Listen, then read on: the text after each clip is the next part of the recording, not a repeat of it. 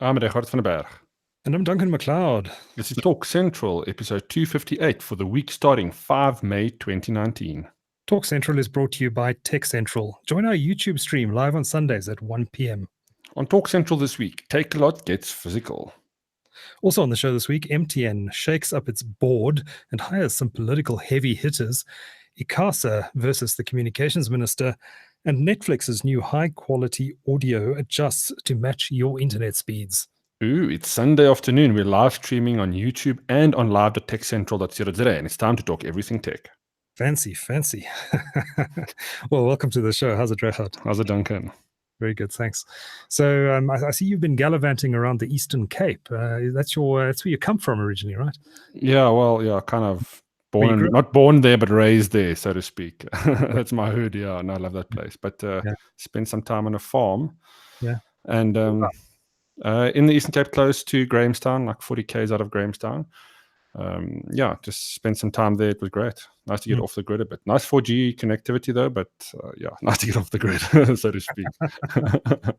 no fiber to the farm. No, not yet. One day, when that happens, I will move. That's for sure. Yeah, that's a beautiful part of the world. I don't know it very well, but I have been through there a few times. Grahamstown itself, though, is in a bit of a shocking state at the moment. Did you go into the town? Yeah, I drove through it. I mean, I don't know. It's the first time I've actually been there. So I drove through it. Yeah, it looked bad. It looked in disarray. The place is falling to pieces. The municipality is bankrupt. Apparently, it's just fallen to pieces. There's no government there anymore. No services being delivered. All a bit of a shocking state. It looks the part, unfortunately. I mean, it is terrible. Taxis go rampage there, which is also crazy for a small town. When I was driving through early in the morning, taxis were just making a bit of a scene. Yeah. But very sad though. It's a beautiful little town. Yeah, university town. I really don't know it. I think I drove through there once, 2 decades ago, but I really don't know it. But the Eastern Cape is beautiful. I love the photos you shared online of the Nguni cows, the huge.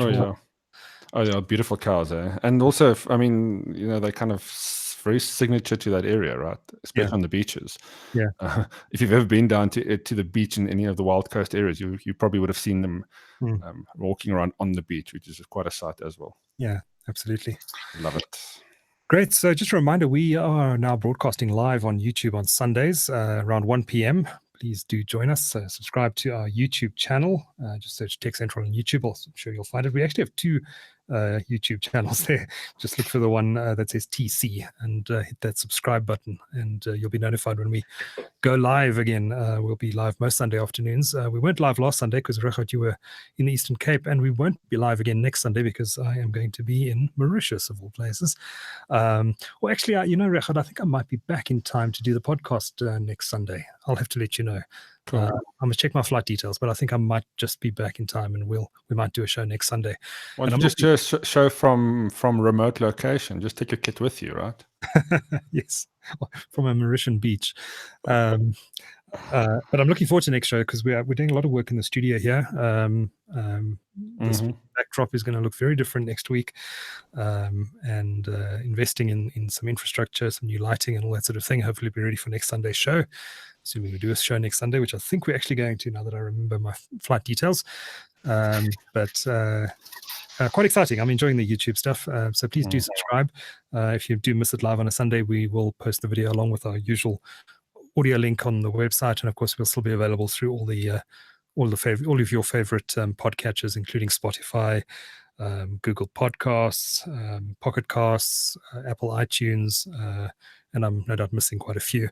But we'll be available through all the normal audio channels as well if you prefer to listen to us in your car or even at your desk. We definitely look better on the podcast platforms, I think, Duncan. That's true.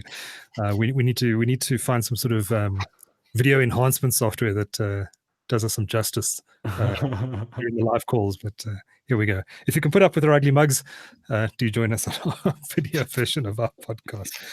It's a lot more effort these days, right? I remember just getting up, rolling out of bed, doing the podcast. Now I actually have to, put a comb your hair, and make it a bit of effort. Yeah, shaved.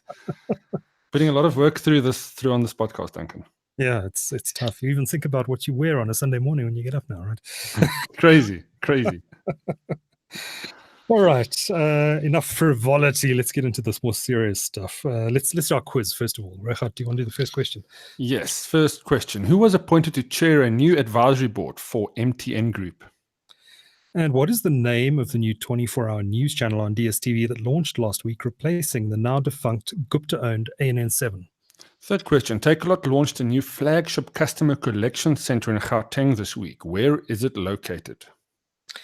And I went along to the launch of that. It's quite interesting. We'll talk about it shortly.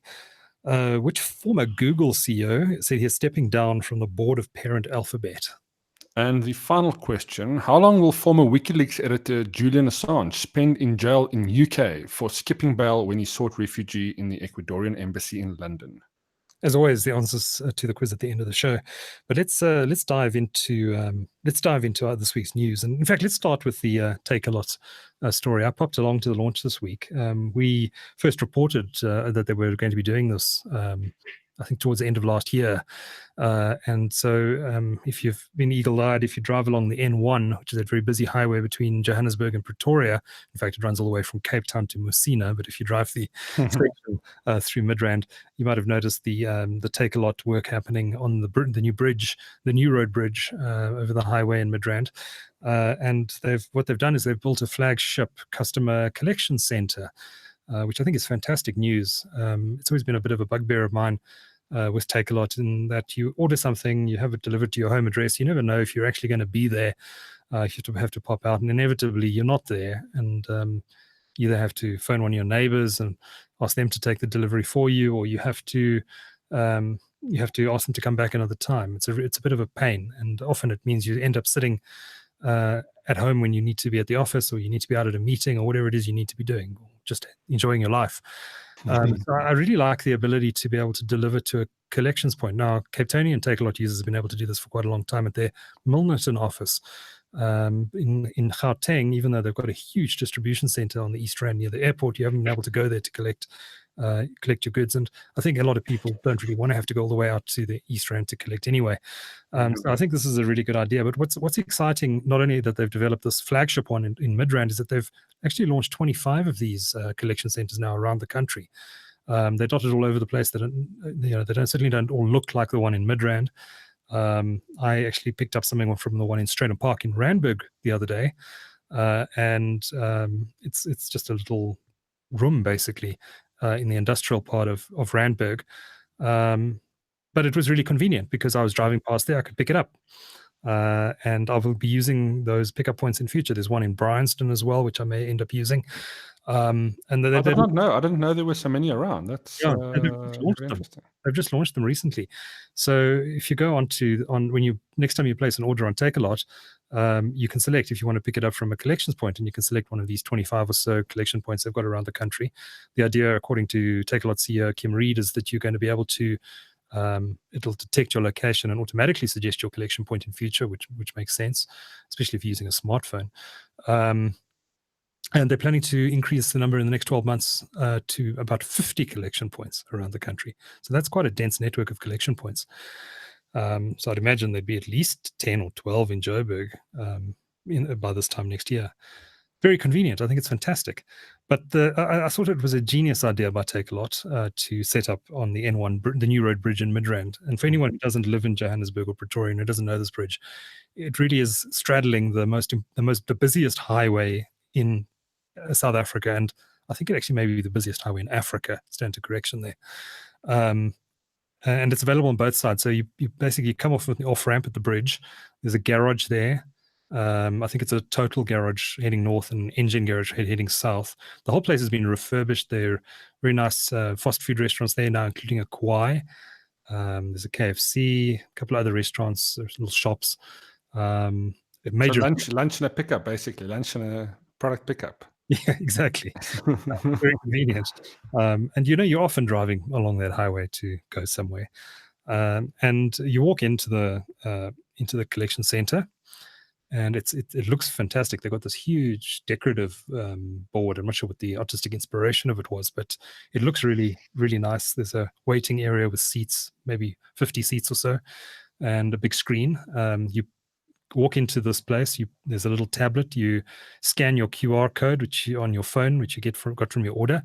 It'll then automatically process it. It asks you to sit down, and then you wait for your order to be delivered. And then upstairs, they've got a huge area which actually straddles the entire highway. It's what was the old Maxi's restaurant for anyone who knew that facility.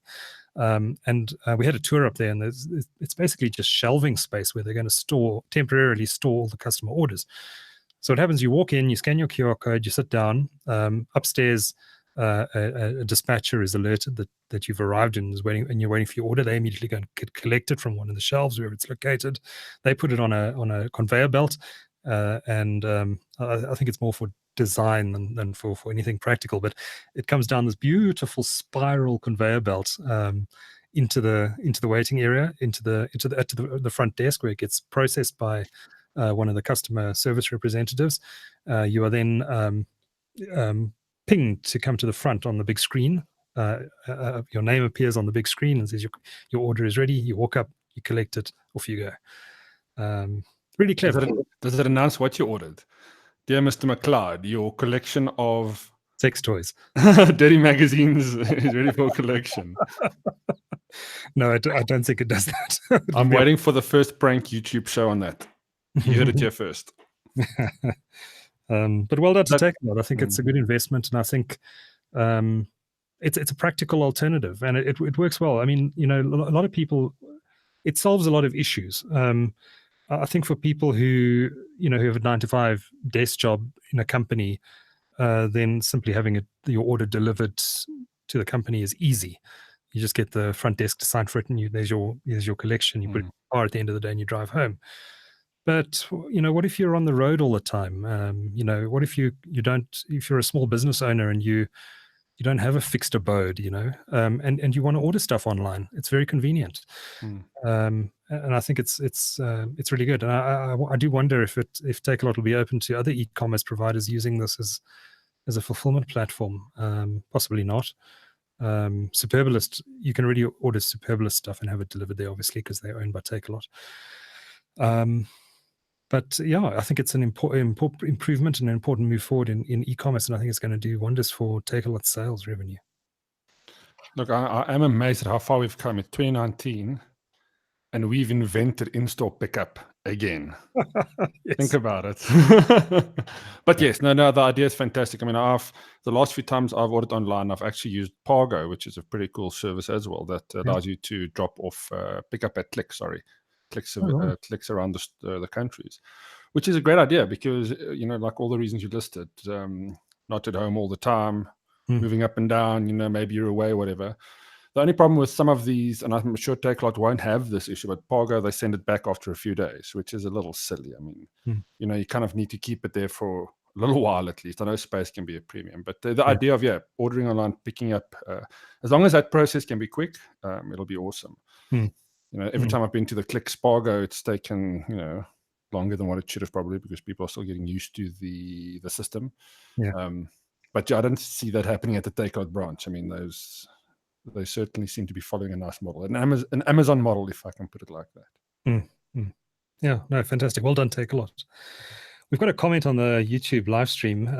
Frank Retief says, "Ugly mugs? No, not so bad. You do fine on video." Well, thanks, Frank. Buttering us up. So now we censored for the entire show. Thank you. What's that? Censored for the entire show. No we should do a show with those animated emoticons. That SnapScan style. Yeah, that's all the rage now. It was all the rage in 2017. I don't know about now. Well, we should with the tech that's out now, we should be able to actually recreate full VR versions of ourselves to do this podcast in real time. I mean, if we call ourselves techies, we should be striving to that. Yeah. So then I can be sitting in a full battle suit, gun in my hand. Is that PUBG behind you? Oh yes, ready to go when the podcast is done. Right. No, I'm just teasing, but you'll come dressed as your favorite PUBG character, which is what I'm wearing now: t-shirt and jeans. That's all you need, and a gun. Are you drinking that? Are you drinking that Brute IPA you told me about the other day? No, that's a pretty majestic beer. You don't want to be drinking that just on any kind of podcast. It'll get you hammered. but it's a Oh, fantastic strong. beer. Yeah. Yeah, it's pretty strong. Let's talk about it actually, because I think a lot of our listeners are beer drinkers as well, and I was fascinated. Brut IPA. Now I know about IPA. It stands for India Pale Ale, right? Yeah, India Pale Ale, based on the style. So it's just a very hoppy beer, very hoppy beer style. Now, there are different types of IPA. There's Imperial IPA, which is what, a strong IPA? Yeah, Imperial, it's double IPA essentially. So it's just stronger. Yeah, I mean, I'm not a beer judge. I don't distinct the style so much. I mean, but yeah, double IPA, Imperial IPA is usually kind of double your money's value worth in good beer drinking value, and it's much stronger as well. Usually end off with that on the night. But the Brut IPA, yeah, it's something new. It's a new style that's kind of all the rage in America. Now, if you're following kind of craft beer styles, you know that we've just kind of hit and missed the New England IPA. I hope we get a lot more of that kind of style beer, because I'm a big fan of that. It's just a hazy IPA. It's kind of a nice, trendy beer, but it's also very delicious. Yeah. Now everybody's jumping on the Brut IPA because it's the latest thing. Yeah, it's the latest thing, and it's a fantastic beer. But yeah, it's I had one last night after I showed you. I didn't have, they're not in the cans. I didn't have one in the can. I had it on tap, and it was pretty impressive. Yeah. Yeah. And what is it? I mean, it's styled on champagne, I believe. Yeah, it's I don't know exactly how they brew it, but I believe it's brewed the same way you would, it's fermented the same way you would ferment a champagne, with using the same yeasts or something like that. I'm not, like I said, I'm still discovering the style, but I believe it's just it's just the ingredients, and then it's got that very fine bubble, that kind of bubbly effect. That dryness that a champagne normally has. It's got that exact kind of taste after the hoppiness, which is actually fantastic. So Devil Speak's bringing us. There's one or two other brewers that I've seen also doing it, but Devil Speak's the only one doing it in kind of bigger numbers now. But I believe it's quite limited. I don't know if they're probably experimenting. But yeah, I think it'll do well, because it's also the kind of celebration beer too, if I can put it like that. It's the kind of thing you can have at a wedding, or have at a nice event if you want. If you're a beer drinker, you want to celebrate. But yeah, very special. I'm going to have to try some after your. Have they run out? It was at your local, right? Craft beer library. Craft beer library. Yes, we're actually going after the show. So if anybody's around, definitely. there's only one keg there, so you might want to hurry up before we drink it all. All right, I better get there. Bring the camera, Duncan. We can vlog it. They're going to be making a lot more of it, I'm sure, though, right? Yeah, but the nice thing about having it on tap, it's just kind of beautiful and fresh. I'm sure the cans will be around, but it'll be interesting to see how many places will actually do it. Maybe the fancier places, the Parkhurst type places, would have it on tap. Is it priced premiumly as well, or is it same as regular craft beer? It's maybe a little bit more expensive. I actually don't know the price offhand, but I don't think it's. I mean, the bill wasn't exorbitant. It was the same as the kind of the normal 50, 60 rand a beer. So, the can might be 35 odd rand, I think. Okay. But I stand to be corrected. Right. After that interruption for Beer Central. Let's beer update of the week. So let's talk a bit about MTN, because they made some major board announcements, or big board changes this week, and appointed a new advisory board, which I thought was very, very interesting. They first of all, they have announced the appointment, as expected, of BC Jonas, the former deputy finance minister, as their new chairman. He's going to replace the long-serving Phuthuma Nhleko, who was the CEO for a long time, and who returned as in the acting CEO capacity after the exit of Sifiso Debengwa after the nightmare in Nigeria unfolded a few years ago. MTN seems to be heading onto a more stable platform now, and they Nhleko is stepping aside. Jonas is stepping up. He's going to be in the role as kind of an acting capacity up until December, and then Nhleko steps down. And they've made a number of other big board changes as well, really signaling that they're heading in a new direction. But what really interested me is they've announced a new strategic advisory board. Some serious heavy hitters have appointed to this strategic advisory board, including South Africa's former president Thabo Mbeki, who will serve as the chairman. And other members include the former president of Ghana, John Kuffour, So I'd love to know how much these guys are getting paid to join the Strategic Advisory Board, which, by the way, doesn't have any fiduciary responsibilities. It's they're merely in an advisory and strategic role. But maybe there's an argument that they need they need advice and they need a strategic advisory board of this kind, given the markets in which they operate and some of the troubles they've gotten themselves into in recent years. There's also a senior person from Nigeria whose name I have forgotten. No doubt important as well, given that Nigeria is such an important market to them, and that is the country where so many of their troubles have occurred. But an interesting development anyway. Interesting that so many politicians and former politicians are now involved in MTN, either in an advisory role or on the board itself. Interesting times anyway. And maybe just a reflection of some of the lessons that MTN has learned, and the fact that it realizes it has to deal in some very troubled markets and with some very tough political situations, as it's learned to its great cost in Nigeria. Yeah, look, you summed it up. Look, I think definitely advice. Sometimes you have to ask, you have to wonder if companies get the right advisors on board, if you look at some of the decisions that's been made. But yeah, let's hope things turn around for them. Absolutely.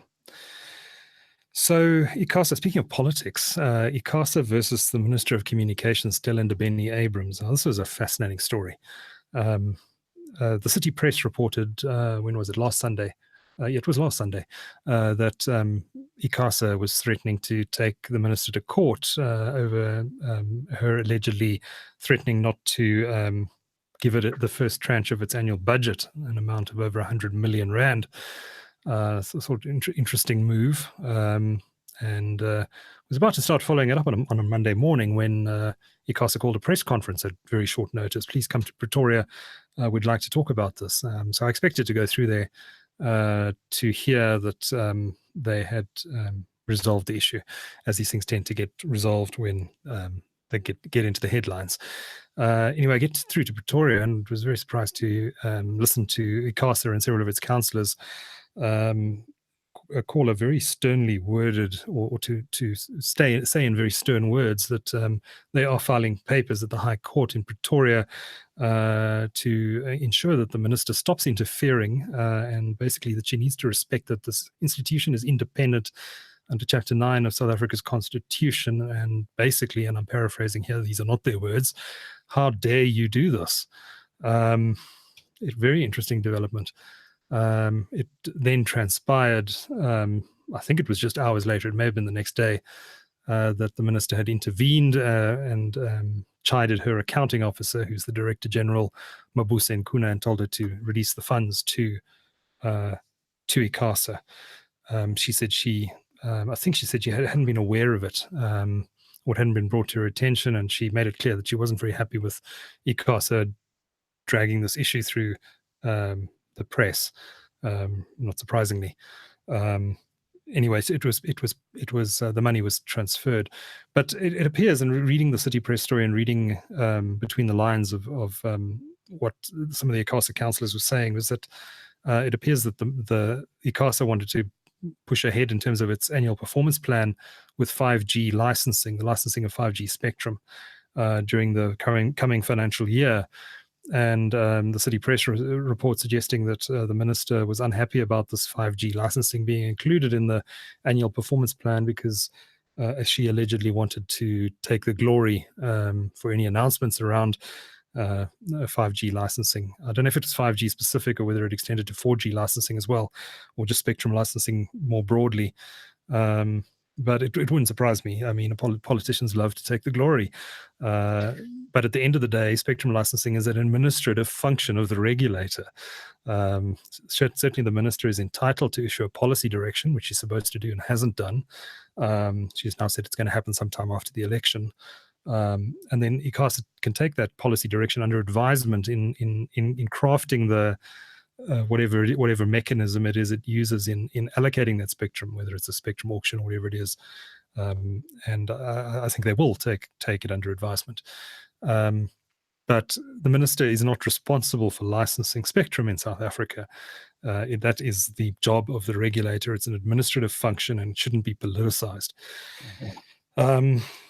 But yeah, interesting stuff. I think it just suggests that perhaps this minister, and without having heard her side of the story, to be fair, but perhaps it suggests that this minister doesn't quite understand the boundaries between the regulator and the executive arm of government, or perhaps she chooses not to recognize the barriers between the two. Whatever it is concerning. We don't need political interference in this process. We're already so far behind with the licensing of spectrum. We just need the administrators, and that's Icasa, to get on with the job, to do it efficiently and in a way that's not going to damage the sector, and in a way that will in fact help the sector. But it was interesting insights behind the scenes into some of into the relationship between the regulator and the minister. As I mentioned, the minister had promised to issue the policy direction to Icasa on spectrum licensing by the end of April, which she failed to do, which surprised me a little bit, because we are going into an election, and I would have thought that the ANC would have been very keen to be seen to be moving quickly on that issue now, within just a week to go to the election. But no, she announced it's been postponed until sometime in the 6th administration of this government. The problem with that is she might not be the Minister of Communications after the election. There's a chance, I don't know how real that chance is, but there's always a chance that she'll get redeployed. And the worry then is we're going to get another minister in who doesn't know the sector, and could therefore take months or longer to get up to speed on all the issues, the complexities around this issue, and making sure that policy direction is correctly worded. So it's worrying. It's interesting, but also worrying. One hopes that there is some rapid movement on this immediately after the election. But given what's happened in the past, I must say I'm terribly hopeful. Yeah, sadly, history is not given us something to be hopeful about.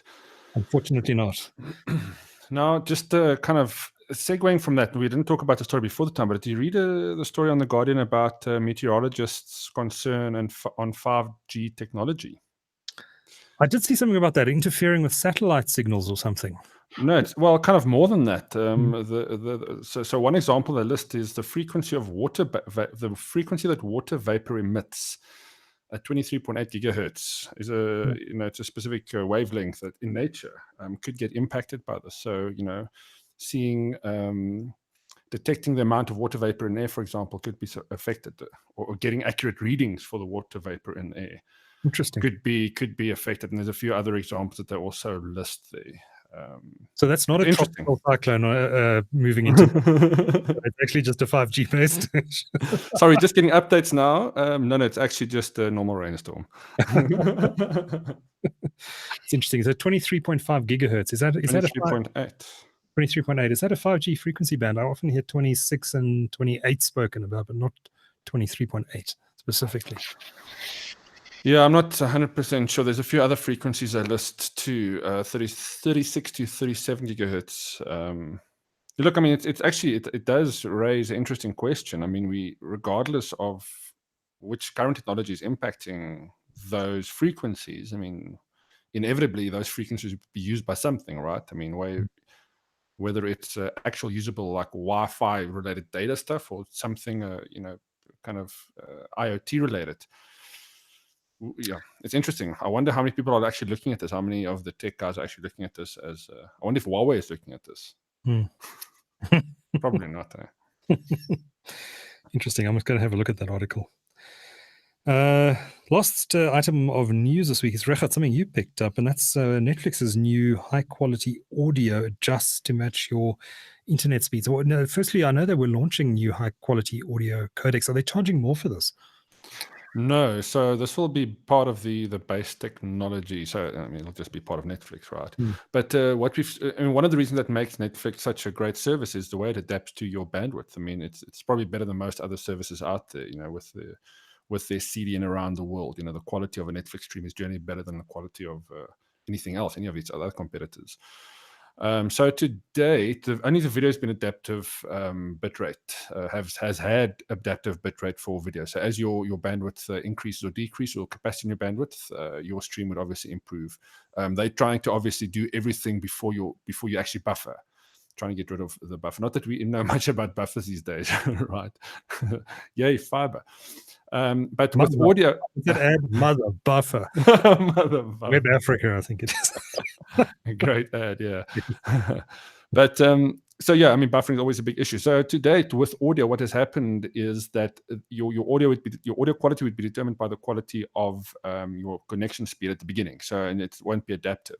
So now what they've done is they've increased the audio quality on 5.1 audio to 640K and on Dolby Atmos to 768K. And then that's adaptive, obviously, depending on your connection speed. So that'll drop down to as low as 192 on a connection of 192K. So, I mean, you'll actually have a very good experience for audio as well. With most mobile users, I'm not sure how much of an impact that will have, but it's great to have, for most DSL and then fiber users as well. I mean, fiber users won't really; they'll just get the best experience. Yeah. But the fidelity of the audio also went up, so you should be getting better audio quality regardless on Netflix programs. Sounds fantastic. So when is this launching? Is it immediate? It should be launched already. This was beginning of the month. And you don't need to do anything in settings? Will it automatically deliver to you depending on your line speed? Yeah, it should just automatically because it's adaptive, right? But you would be able to change, or there should be a way to change it manually, like you could with the video stream. I don't know. Can you actually do that still in Netflix? I haven't seen it. Not that we actually look at it, but yeah, I think there is a way for you to just drop down the setting if you need to manually.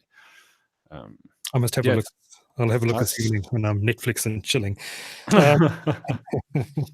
That's our news this week. My Duncan, are we ready for that on this show?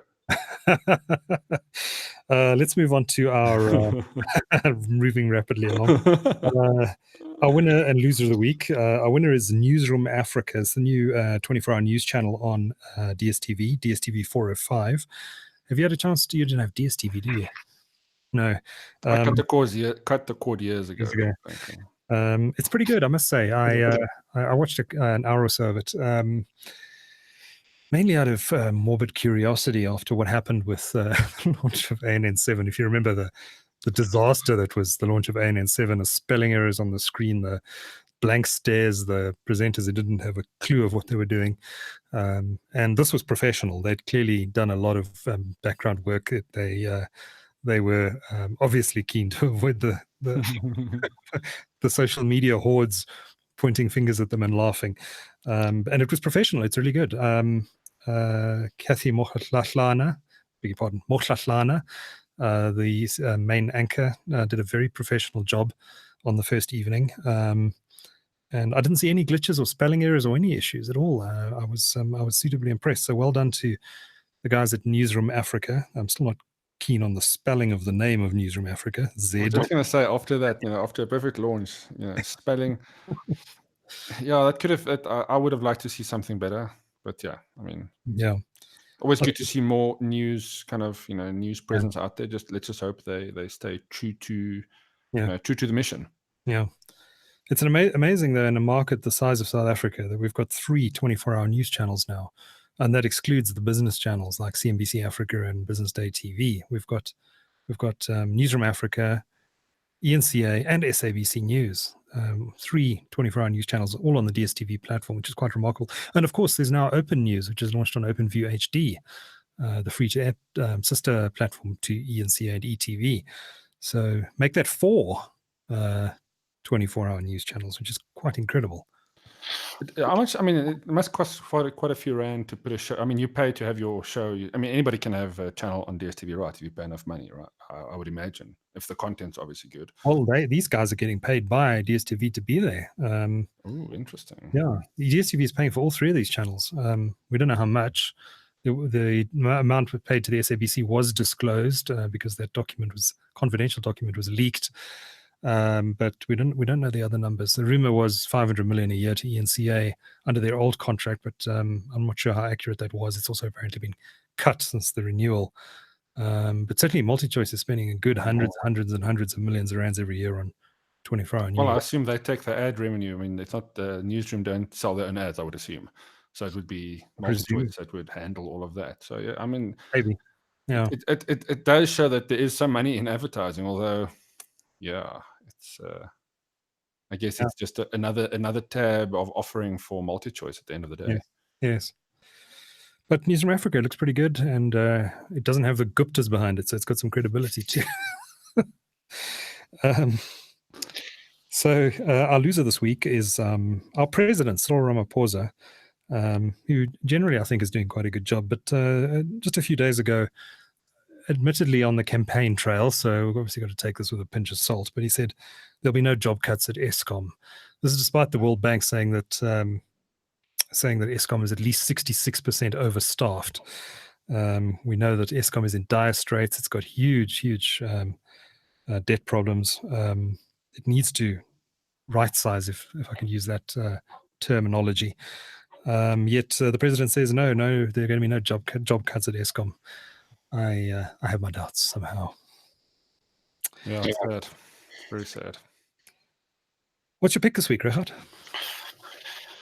So the struggle that we have with finding really good photography online that you can use for stuff. Yes. Open source or Creative Commons artwork. I use Adobe Stock with my subscription, which is a great service. I love it. Very limited in terms of what you're allowed to use. Well, no, there's lots you can use. Well, yeah, you only get a few a month, but I mean, you stock it up. So I've always got about 20, 30 items revolving. But it's always good to have an alternative source just to get a viewpoint. But the key thing with most stock sites is the stock photography generally looks like stock photography, right? Yeah. That's a big problem. So I came across this awesome website called unsplash.com. And it is just amazing photographs that you can use for free. Now, obviously, there's some limits. I'm sure you can't, do a full-on. Microsoft can't use these for an ad campaign or something like that. But within limited use, you'll be able to do a lot with these photographs. And there's some stunning pieces there. There's stuff that you'd want to print out or use on a website, perhaps. But yeah, unsplash.com. And this is kind of editorial quality stock photography. It's really good stuff, and it's free. That's amazing. So well worth checking out. I'm definitely going to have a look at that, because we're always looking for stock photography for TalkCentral. You can never get enough of this stuff. Definitely going to have a look. That's a great pick. Thanks, Regardt. My pick this week is a new app for iPad. Very old franchise, of course, but they've just released a new one in augmented reality. And I'm talking about Angry Birds AR Isle of Pigs, which I was having enormous fun with this week. The best case study for AR, bar none. Yes, absolutely. So I was at my coffee table outside, and I set up my coffee table as a staging post for a massive Angry Birds fight. And it's brilliant. My iPad's a bit heavy. I've got the 12.9-inch iPad. So it gets a bit tiring holding it up in front of the table all the time. I think it might work better if you have an iPhone. But it was fantastic. Had this whole Angry Birds situation unfolding on my coffee table. And what was really funny, while I was shooting these birds into the castle to try and kill the pigs and knock down the castle, my dog, I have a Boston Terrier, and anyone who knows that breed knows it has very large pointed ears. So while I was pointing my iPad at the table, these two ears appear behind the castle. And it was very tempting. It almost felt like I wanted to take my iPad and shoot a bird at the dog. So that's how quickly you get immersed in it. You feel that is actually part of the experience. What's that? AR is definitely the future of VR gaming. I mean, VR is immersive and everything, but it's that digital overlay that makes things interesting. Absolutely. I can't wait for this would this ever come to Android? I presume it's coming. I think that they've just released it first on iOS. I presume it'll come to Android. Android supports AR as well. So I presume it's going to come there. I haven't really played around a lot with AR before playing around with this new Angry Birds game. I do feel that it's going to be much better. It's going to be a much better experience wearing AR glasses than using an iPad or a phone. And I'm starting to see why Tim Cook is so excited about the technology, actually, and why I think Apple may, in fact, be developing a pair of AR glasses as well. Yeah, interesting. I mean, I'm still a big fan of Microsoft's HoloLens. I think, that technology in smaller iterations or in a smaller version, obviously, is the key. Again, I want to just put my glasses on and have these little lenses do the work for me. And that is definitely on the cards in the future, without a doubt. We just need for the tech to become commercially viable. I'm sure there's something in a lab somewhere that's pretty close. I mean, we've got contact lenses with that's able to display data. So, I mean, that's been around for a while now. Yes. We don't know what's in those R&D labs, right? Yes. Some pretty cool stuff. Yeah, absolutely. So Frank in the YouTube comments asks, please guys repeat the name of the pick before moving on. Sure, I'm not sure which pick you wanted us to repeat. My pick was the Angry Birds AR game, Isle of Pigs, available exclusively, I think, for iPad at the moment. Might be on iPhone, but I think it's iPad only. And Regardt, your pick was unsplash.com. Yes, and I just quickly had a look at the licensing thing here. It says here you do not need to ask permission. You can use these pictures for commercial and non-commercial purposes. You don't need to ask permission or provide credit to the photographer. Wow. Okay. Although it's appreciated when possible. I mean, the photographs are fantastic. So, have you seen pixabay.com? Yes, I don't use it often. I mean, I use it quite a bit. Pixabay is great. It sounds like a similar sort of service to Unsplash. Yeah, it does. It does. Yeah, it's pretty similar. Although Unsplash, the photographs are just at first glance are much nicer. Okay. Well, I mean, that's just what they push to the front, I guess. Wow, absolutely. I'm definitely going to go and have a look at that. And I think, Regardt, that's our show, apart from our quiz results. Let me do the first question. Who was appointed to chair a new advisory board for MTN Group? And that's former South African President Thabo Mbeki. Second question, what is the name of the new 24-hour news channel on DSTV that launched last week, replacing the now defunct Gupta-owned ANN7? And the answer is Newsroom Africa, obviously with a Z and with a K. They're never going to live that one down. Takealot launched a new flagship customer collection center in Gauteng this week. Where is it located? And that's on the New Road Bridge on the N1 in Midrand in Johannesburg. Somebody should time the drive-through and see how quickly it takes. Quicker than a McDonald's drive-through to get your product? Yeah, quick.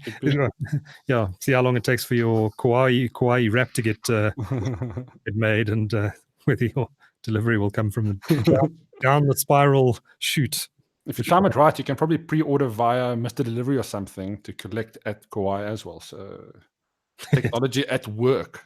Absolutely. The fourth question, which former Google CEO has said he is stepping down from the board of the parent company Alphabet? And the answer is Eric Schmidt. And how long will former WikiLeaks editor Julian Assange spend in jail in the UK for skipping bail when he sought refuge in the Ecuadorian embassy in London? And it's 50 weeks. And that's our show. Having a quick look while we were chatting at my itinerary for the coming days, I will indeed be back next Sunday, Regardt. So if you're around, we will podcast. Well, I have to be now, right? I made plans already, but I'll cancel. No, I'm here. Let's do it. I'm ready. We want to do this video. It's awesome. And we'll be brave enough for the first time next Sunday to tweet out and share on the socials before we go live with this video podcast. So please do join us on YouTube. Join us in the comments section. The real reason we're doing this is not to get our ugly mugs onto the internet, but to get you guys involved in the discussion. And we'd really love you to join us in the YouTube comments while we record this show live every Sunday at 1:00. But we'll share it out on the socials next Sunday.